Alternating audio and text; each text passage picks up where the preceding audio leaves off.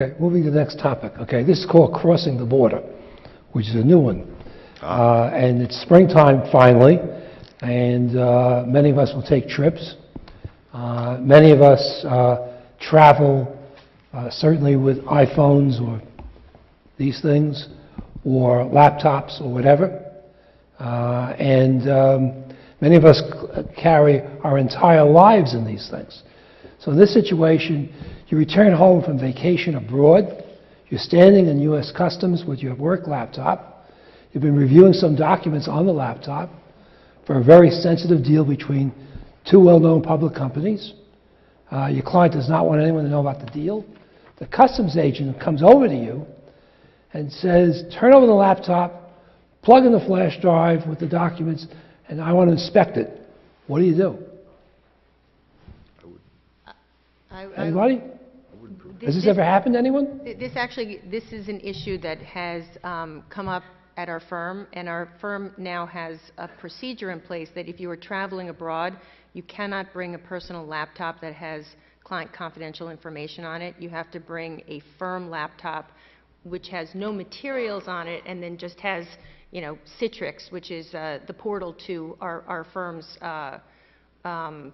document system and file system and so forth. So that way, if you are stopped at the border, because it does happen when you're going to Europe or other places, if they open up the laptop, all they'll see is, you can get on the internet, you might be able to get into Citrix, but there's no information that resides in the hard drive of the laptop to avoid this very concern. So it's just a word of caution to other people there. Mark? So I actually would ask you, Danielle, based on your experience with it, I've not dealt with this, isn't this more of a concern in foreign countries than the U.S. border? I mean, in this hypothetical... Yes, it's when you're traveling abroad. Yeah. But although sometimes it can happen when you want to come back into the country.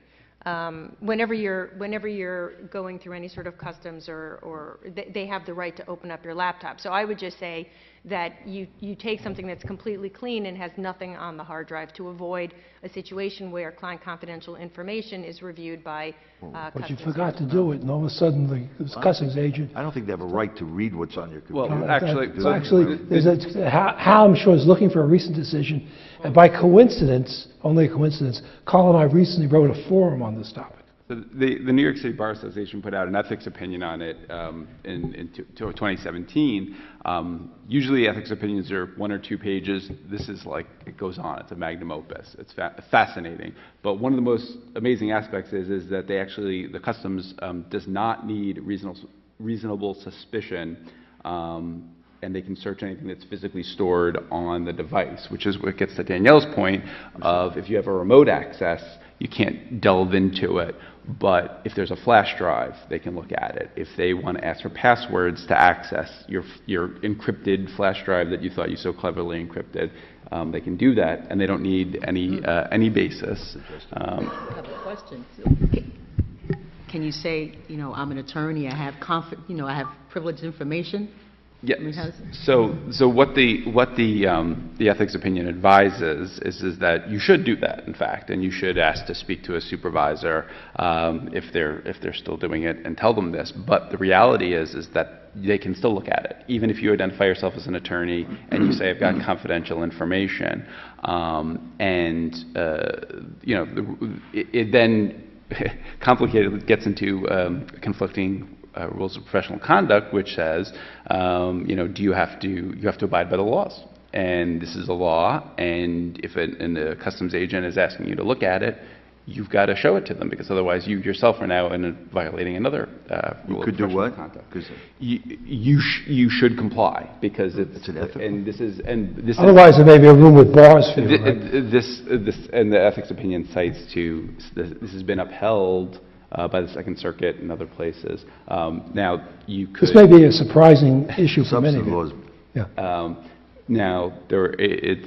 But as they advise, the ethics opinion advises that you should comply, but you should work your way up the chain, fight it as best you can, but at the end of the day, you might have an obligation to... If the customs agent succeeds in getting your client's sensitive, confidential information, What are our ethical responsibilities? I don't, Well, I mean, as the opinion I was looking for the opinion just as you were talking about it, because it was one of the opinions I was going to talk about, didn't have time. I'm glad you forgot, see? But yes, so we got it, we covered it anyway. But, you know, first of all, obviously there are prophylactic steps to be taken to avoid the situation. It's not that easy to do that, though. For example, I have a smartphone which is linked to my, you know, my email, my office email system, and so all of my electronic files are actually stored in a way in my smartphone.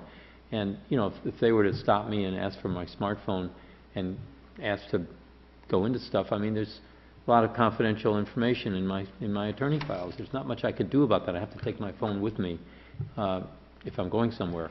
But the lawyer is protected from the lawyer's ethics standpoint as long as the lawyer is not engaging in or assisting in criminal or illegal conduct by Rule 1.6, which is what I was about to read, which is the, you know, confidentiality rule, which accepts the